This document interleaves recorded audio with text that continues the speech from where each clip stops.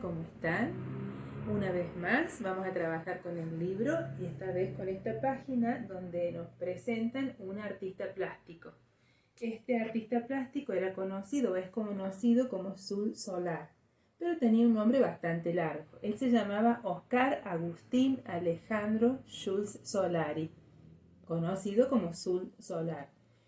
Nació en diciembre de 1887 en Buenos Aires y falleció en 1963 también en Buenos Aires.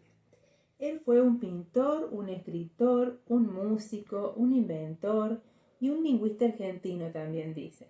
Es decir, que era una persona polifacética. ¿Qué quiere decir polifacética? Que tenía la capacidad de realizar varias actividades distintas. En su familia siempre había mucho interés por la música. Entonces su papá tocaba la cítara y su abuelo tocaba el piano. Él aprendió a tocar esos dos instrumentos. Y siempre le gustaba la música de grandes compositores, como de Bach, por ejemplo, ¿sí? Le interesaba mucho la música, las artes plásticas. Y más adelante, ya les voy a contar, se interesó también por los idiomas. Los idiomas le encantaban. Sus padres fueron Emilio Schulz, que era un alemán, y Agustina Solari, que era una italiana.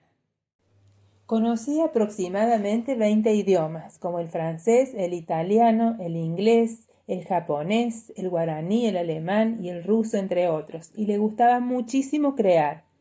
Era muy curioso, pero también era de una personalidad muy sencilla. ¿Y saben qué le interesaba? Le gustaba la matemática, la biología, la arquitectura, la música y las escrituras.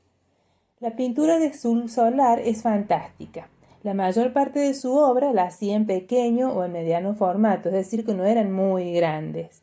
Utilizaba acuarela o témpera, aunque también empleaba óleo. También le gustaba experimentar con soportes no convencionales, distintos, como el cartón, la madera y el vidrio.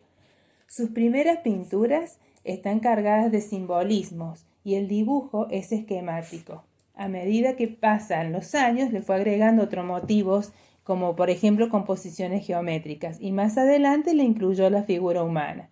También con el paso del tiempo le fue agregando señales, letras, banderas, símbolos religiosos, números, flechas, ¿sí? Y también, por ejemplo, alusiones a las creencias orientales como la serpiente, el dragón y el pájaro.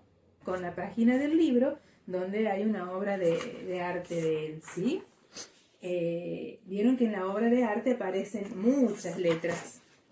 Hay figuras geométricas y hay letras. Entonces, ¿qué vamos a hacer? Vamos a observar muy bien cómo se observan los cuadros, cómo se observan muchas cosas, y vamos a buscar cuántas letras y qué letras hay. Las vamos a escribir todas acá debajo, ¿sí? Todas las letras que ustedes conozcan las van escribiendo ahí debajo. Después, no sé si estará la letra de mi nombre. Hay que buscar muy bien, hay que observar y buscar a ver si ustedes encuentran la del suyo.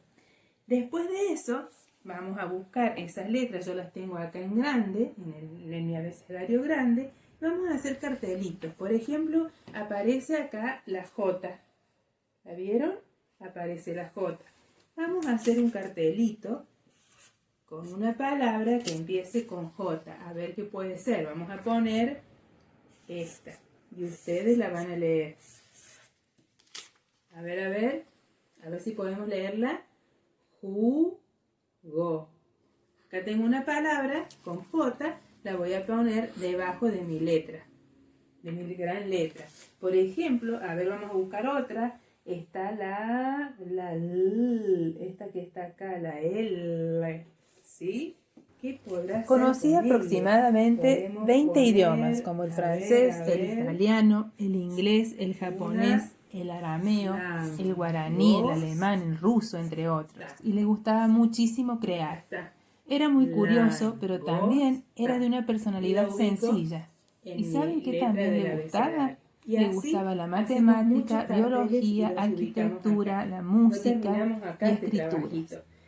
La pintura de Exul Solar es fantástica. La mayor parte de su obra la hacía en un pequeño o un mediano formato, es decir, que no eran muy grandes, y utilizaba materiales no convencionales, es decir, distintos, como el cartón, la madera y el vidrio. Sus primeras pinturas están cargadas de simbolismo y el dibujo es esquemático. A medida que pasan los años fue agregando otros motivos, como de arquitectura y composiciones geométricas.